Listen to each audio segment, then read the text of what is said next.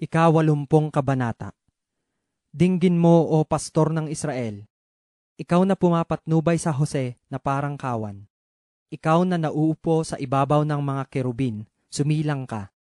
Sa harap ng Efraim, ng Benjamin at ng Manases, ay mapukaw nawa ang kapangyarihan mo, at parito kang iligtas mo kami.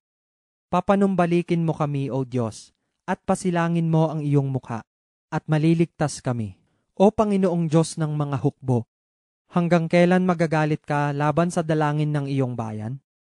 Iyong pinakain sila ng tinapay na mga luha, at binigyan mo sila ng mga luha upang inumin ng sagana. Iyong ginawa kaming kaalitan sa aming mga kalapit bansa, at ang mga kaaway namin ay nagtatawanan.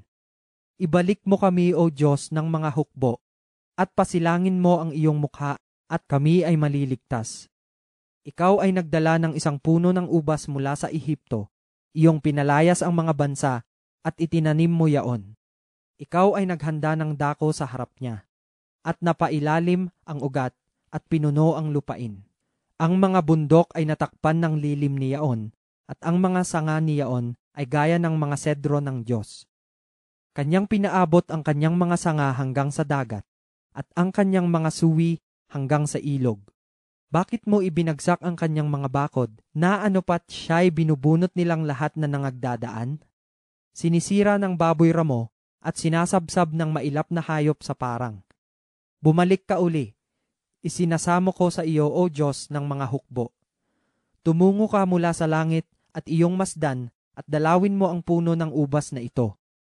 At ang ubasan na itinanim ng iyong kanan, at ang suwi na iyong pinalakas para sa iyong sarili. Nasunog ng apoy at naputol. Sila'y nalipol sa saway ng iyong mukha. Mapatong nawa ang iyong kamay sa tao na iyong kinakanan, sa anak ng tao na iyong pinalakas sa iyong sarili. Sa gayoy hindi kami magsisitalikod sa iyo. Buhayin mo kami at tatawagan namin ang iyong pangalan. Papanumbalikin mo kami, O Panginoong Diyos ng mga hukbo. Pasilangin mo ang iyong mukha at maliligtas kami.